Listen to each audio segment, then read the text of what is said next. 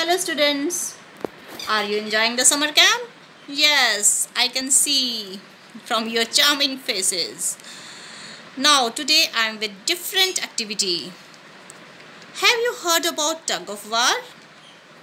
A contest in which two teams pull at opposite ends of a rope until one drags the other over a center line. But here I am with different tug of war. There are only two children and no ropes, only books. What will happen? I'm sure you are too curious by now. Let me tell you, for this kind of tug of war, we need two similar sized books. We have to take two similar sized books. And now we have to interlock the two books by overlapping the pages. As I'm doing, you have to do the same. Like this, we have to overlap the whole books by interlocking the pages. Almost I have done it. Only few pages are there.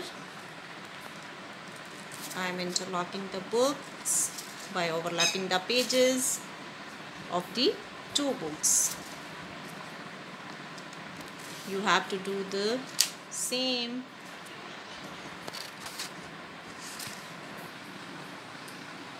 Once your books are fully interlocked, each person should hold the book by its cover.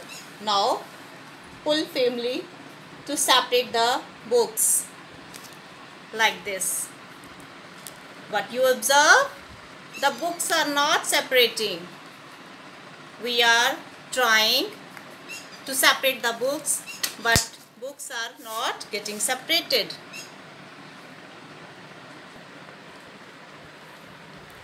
What happens? The friction holds the pages of the books together. The only way to separate them is to take them apart page by page. Same way you put them together. Since there are large number of pages in contact, the total area of contact where friction is acting is also very large. The area of contact is large, so the friction is large. That's why the two persons are not able to separate these books. And there is only way to separate that. We have to do the same procedure as we interlock it, page by page. So students, do this fun activity at your home. Do the tug of war with your sibling or with your friend. Bye-bye.